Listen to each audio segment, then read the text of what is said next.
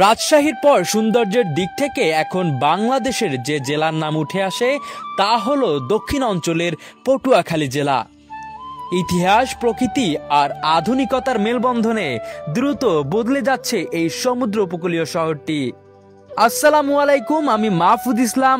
আজ আপনাদের দেখাবো পটুয়াখালী শহরের রাতের কিছু দৃশ্য, যা এখন মানুষের আড্ডা ও বিনোদনের অন্যতম কেন্দ্রবিন্দু।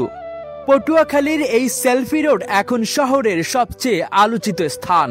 সন্ধ্যা নামলি আলো, সঙ্গীত আর মানুষের ভিড়ে জমে ওঠে প্রাণবন্ত এক পরিবেশ।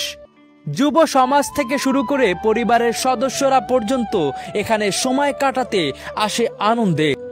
অন্যদিকে ঝাউতলার অকোয়েতে গ্রামীণ ফোনের সৌজন্যে স্থাপিত হয়েছে আলো ঝলমলে ডিজিটাল ব্যানার, যেখানে লেখা আই লাভ পটুয়াখালী। এই ব্যানার এখন শহরের অন্যতম আকর্ষণ এবং তরুণদের জনপ্রিয় সেলফি স্পট হিসেবে পরিচিতি পেয়েছে।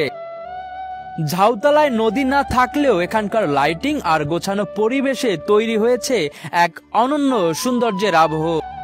রাতে এই এলাকায় ভিড় জমে দর্শনার্থীদের। ঝাউতলার পাশের শহীদ মিনার মাঠে গড়ে উঠেছে বাহারি খাবারের স্টল, চটপটি, ফুচকা, পিৎজা আর নানা রকমের চা।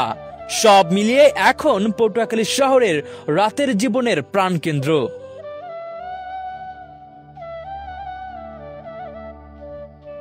পটুয়াখালী শহরের এই নতুন সাজ প্রতিদিন আকর্ষণ করেছে হাজারো দর্শনার্থীকে।